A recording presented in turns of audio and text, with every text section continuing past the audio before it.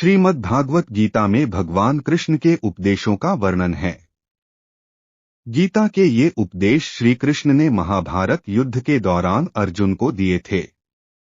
गीता में दिए उपदेश आज भी उतने ही प्रासंगिक हैं और मनुष्य को जीवन जीने की सही राह दिखाते हैं।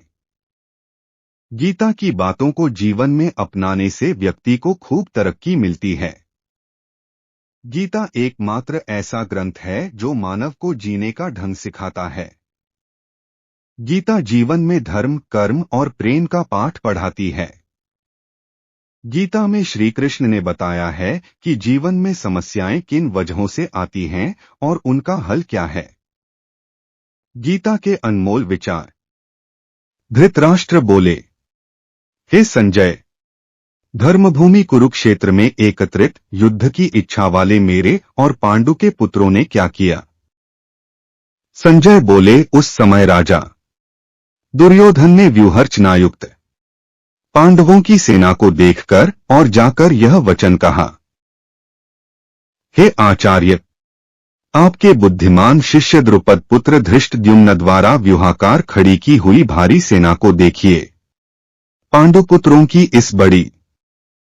इस सेना में बड़े बड़े धनुष वाले तथा युद्ध में भीम और अर्जुन के समान शूरवीर सात्यकी और विराट तथा महारथी राजा द्रुपद, धृष्टकेतु और चेकितान तथा बलवान काशीराज, पुरुजित कुंतीभोज और मुनध्यों में श्रेष्ठ शैब्य, पराक्रमी युधामन्यु तथा बलवान उत्तमौजा, सुभद्रा पुत्र अभिमन्यु एवं द्रौपदी के पांचों पुत्र, ये सभी महारथी हैं।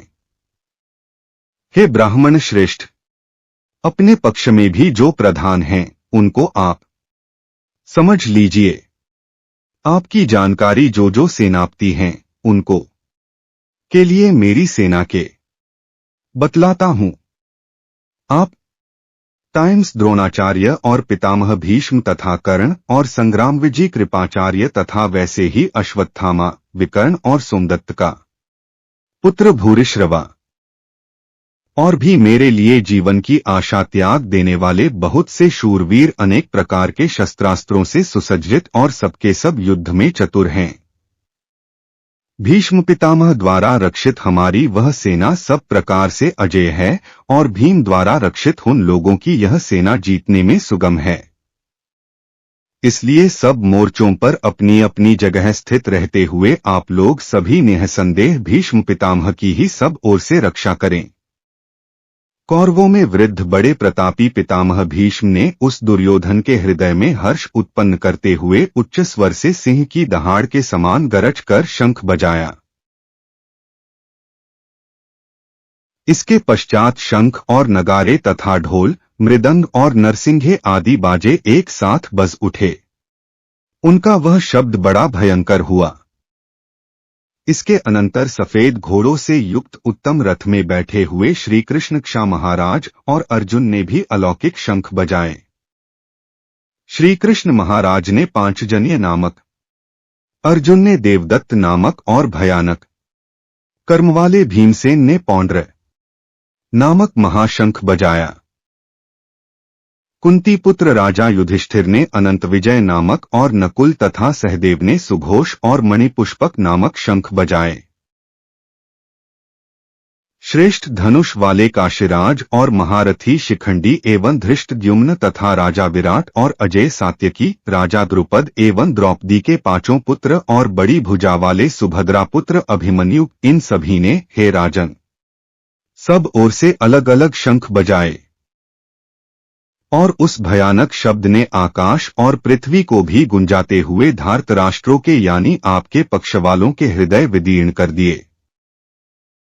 हे राजन, इसके बाद कपिध्वज अर्जुन ने मोर्चा बांधकर डटे हुए धृतराष्ट्र संबंधी देखकर उस शस्त्र चलने की तैयारी के समय धनुष उठाकर ऋषिकेश श्री कृष्ण महाराज से यह वचन कहा, हे अच्युत, मेरे रथ को दोनों सेनाओं के बीच में खड़ा कीजिए और जब तक कि मैं युद्ध क्षेत्र में डटे हुए युद्ध के अभिलाषी इन विपक्षी योद्धाओं को भली प्रकार देख लूं कि इस युद्धरूप व्यापार में मुझे किन किन के साथ युद्ध करना योग्य है, तब तक उसे खड़ा रखिए।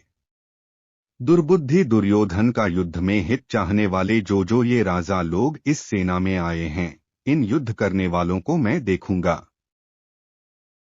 संजय बोले, हे धृतराष्ट्र, अर्जुन द्वारा इस प्रकार कहे हुए महाराज श्री कृष्णचंद्र दोनों सेनाओं के बीच में भीष्म और द्रोणाचार्य के सामने तथा संपूर्ण राजाओं के सामने उत्तम रथ को खड़ा करके इस प्रकार कहा कि हे पार्थ, युद्ध के लिए जुटे हुए इन कौरवों को देख। इसके बाद प्रियापुत्र अर्जुन ने उन दोनों ही सेनाओं में स्थित ताऊ चाचों को, दादों परदादों को, गुरुओं को, मामाओं को, भाइयों को, पुत्रों को, पौत्रों को तथा मित्रों को, क्षसुरों को और सुहृदों को भी देखा। उन उपस्थित संपूर्ण बंधुओं को देखकर वे कुंती पुत्र अर्जुन अत्यंत करुणा से युक्त होकर शोक करते हुए यह वचन बोले। अर्जुन बोले, हे कृष्ण, युद्ध क्षेत्र में डटे हुए युद्ध के अभिलाषी इस स्वजन समुदाय को देखकर मेरे अंग शिथिल हुए जा रहे हैं और मुख सूखा जा रहा है तथा मेरे शरीर में कंप एवं रोमांच हो रहा है। हाथ से गांडीव धनुष गिर रहा है और त्वचा भी बहुत जल रही है तथा मेरा मन अमितसर हो रहा है, इसलिए मैं खड़ा रहने को भी समर्थ नहीं हूं। हे केशव, मैं लक्षणों को भी विपरीत ही देख रहा हूं तथा युद्ध में स्वजन समुदाय को मारकर कल्याण भी नहीं देखता। हे कृष्ण, मैं न तो विजय चाहता और न राज्य तथा सुखों को ही। हे गोविंद, हमें ऐसे राज्य से क्या प्रयोजन है अथवा ऐसे भोगों से और जीवन से भी क्या लाभ है। हमें जिनके लिए राज्य, भोग और सुखादि अभीष्ट हैं, वे ही ये सब धन और जीवन की आशा को त्याग कर युद्ध में खड़े हैं। गुरुजन, ताऊथाचे, लड़के और उसी प्रकार दादे, मामे, ससुर, पौत्र, साले तथा और भी संबंधी लोग हैं। हे मधुसूदन, मुझे मारने पर भी अथवा तीनों लोकों के राज्य के लिए भी मैं इन सबको मारना नहीं चाहता, फिर पृथ्वी के लिए तो कहना ही क्या है। हे जनार्दन, धृतराष्ट्र के पुत्रों को मारकर हमें क्या प्रसन्नता होगी। इन आत्ताया को मारकर तो हमें पाप ही लगेगा।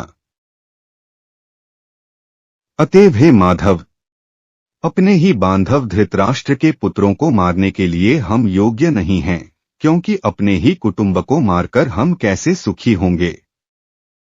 यद्यपि लोभ से भ्रष्टचित्त हुए ये लोग कुल के नाश से उत्पन्न दोष को और मित्रों से विरोध करने में पाप को नहीं देखते, तो भी हे जनार्दन, कुल के नाश से उत्पन्न दोष को जानने वाले हम लोगों को इस पाप से हटने के लिए क्यों नहीं विचार करना चाहिए।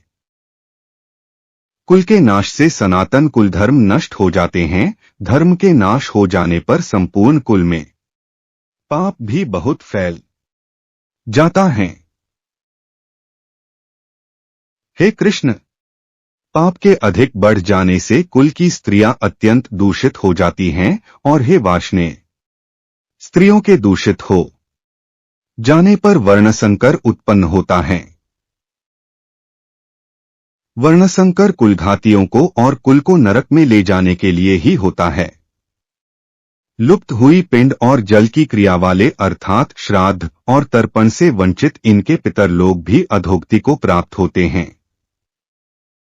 इन वर्णसंकर कारक दोषों से कुलघातियों के सनातन कुल धर्म और जाति धर्म नष्ट हो जाते हैं। हे जनार्दन, जिनका कुलधर्म नष्ट हो गया है, ऐसे मनुष्यों का अनिश्चित काल तक नरक में वास होता है, ऐसा हम सुनते आए हैं।